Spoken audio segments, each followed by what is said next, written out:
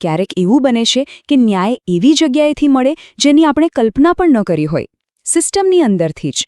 તો આજે આપણે તમિલનાડુના એક એવા જ ઐતિહાસિક કેસની વાત કરવાના છીએ જેણે આખા દેશને ખરેખર હચમચાવી નાખ્યો હતો.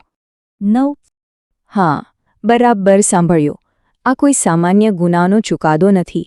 આ સજા એ 9 પોલીસ અધિકારીઓને મળી હતી જેમણે પોતાની સત્તાનો દુરુપયોગ કરીને 2 નિર્દોષ લોકોનો જીવ લઈ લીધો હતો. પણ સવાલ એ છે કે આવું થયું કેવી રીતે? પોલીસની બર્બરતાનો એક બંધ થઈ ગયેલો કેસ આટલા મોટા ઐતિહાસિક ચુકાદા સુધી પહોંચ્યો કઈ રીતે? એનું સત્ય સિસ્ટમની અંદરથી જ બહાર આવ્યું, એક એવી જગ્યાએથી જ્યાંથી કોઈએ ધાર્યું પણ નહોતું. ચાલો આખી વાતને શરૂઆતથી સમજીએ. આપણી આ કહાણીની શરૂઆત અંતથી થાય છે, એપ્રિલ 2026ના એ ચોંકાવનારા ચુકાદાથી. 6 વર્ષની લાંબી કાનૂની લડાઈ પછી સીધો ચુકાદો આવ્યો 9 પોલીસ અધિકારીઓને મૃત્યુદંડ. આ ચુકાદાએ આખા દેશમાં ખળભળાટ મચાવી દીધો હતો. પણ આખરે એવું તો શું બન્યું હતું જેણે આટલા મોટા ચુકાદાને જન્મ આપ્યો? આ સમજવા માટે આપણે સમયમાં પાછા જવું પડશે. જૂન 2020ની એ ભયાનક રાત્રે. ઘટનાઓનો ક્રમ એકદમ સીધો અને ભયાનક હતો. મોબાઈલની દુકાન ખુલ્લી રાખવા જેવા નજીવા આરોપસર ધરપકડ થઈ અને ગણતરીના દિવસોમાં જ પિતા અને પુત્ર બંનેના મૃત્યુ થયા.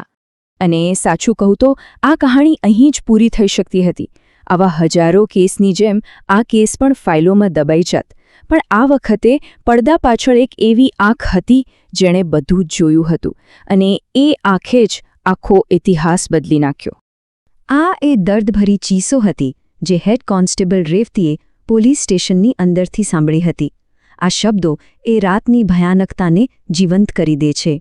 રેવતીએ જે જોયું એ કોઈ પૂછપરછ નહોતી, એ શુદ્ધ બર્બરતા હતી. એમની જુબાની મુજબ પિતા પુત્રને કલાકો સુધી મારવામાં આવ્યા. અત્યાચાર એટલો નિર્દય હતો કે એને શબ્દોમાં વર્ણવવો પણ મુશ્કેલ છે. તો હવે વાત કરીએ એ વ્યક્તિની જેમના એક નિર્ણયે બધું જ બદલી નાખ્યું. Head constable Revati. હવે જુઓ, રેવતી માટે આ નિર્ણય લેવો સહેલો નહોતો. એમના મનમાં એક મોટો સંઘર્ષ ચાલી રહ્યો હતો. એક બાજુ એમના સાથીદારો હતા, એમની નોકરી હતી અને એમના પરિવાર, એમની 2 દીકરીઓની સુરક્ષા હતી. પણ બીજી બાજુ શું હતું? પોતાની આંખે જોયેલું એક ભયાનક સત્ય અને એમના અંતરાત્માનો અવાજ જે ન્યાય માંગી રહ્યો હતો. આ એ શક્તિશાળી શબ્દો હતા જે તેમણે તપાસ કરી રહેલા મેજિસ્ટ્રેટને કહ્યા હતા. તેમણે જુબાની આપવા માટે સંમતિ તો આપી, પણ એક શરત સાથે. અને આ જ ક્ષણ સમગ્ર કેસનો ટર્નિંગ પોઈન્ટ બની ગઈ. કહેવાય છે ને કે સત્ય બોલવાની કિંમત ચૂકવવી પડે છે, અને રેવતી માટે આ કિંમત ખૂબ મોટી હતી. ચલો જોઈએ કે સિસ્ટમે તેમને ચૂપ કરાવવાનો કેવો પ્રયાસ કર્યો. સત્ય બોલવાનો રસ્તો કાંટાળો હતો. સાથીદારોએ ધમકાવ્યા, અધિકારીઓએ દબાણ બનાવ્યું. એમને ડરાવવા માટે દરેક પ્રયાસ કરવામાં આવ્યો. પણ રેવતી ડગ્યા નહીં. એમની જુબાની ફક્ત શબ્દો નહોતા, એ એક હથિયાર હતું. એમણે એક વિગત આપી, દરેક આરોપીને ઓળખી કાઢ્યા અને પોલીસના જૂઠાણાના આખા કિલ્લાને તોડી પાડ્યો. અને હવે આપણે આ કહાણીના નિષ્કર્ષ પર આવીએ, જ્યાં રેવતીની બહાદુર જુબાની સીધી રીતે એ ઐતિહાસિક ચુકાદા તરફ દોરી જાય છે. કોર્ટે પણ સ્પષ્ટપણે સ્વીકાર્યું કે જો રેવતીની જુબાની ન હોત તો કદાચ આ કેસ સાબિત કરવો અશક્ય બની જાત. તેમના એક અવાજે ન્યાયનો માર્ગ ખોલી આપ્યો. આ ચુકાદાએ એકદમ સ્પષ્ટ સંદેશ આપ્યો કે કાયદાથી ઉપર કોઈ નથી.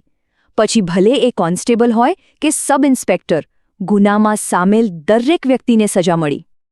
અને આ જ વાત આ કેસને અસાધારણ બનાવે છે.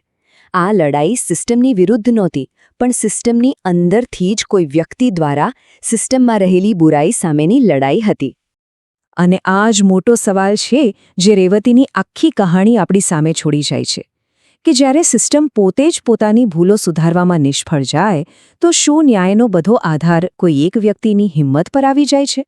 આ એક એવો સવાલ છે જે આપણને બધાને વિચારવા પર મજબૂર કરે છે કે એક વ્યક્તિના અંતરાત્મામાં કેટલી તાકાત હોઈ શકે છે.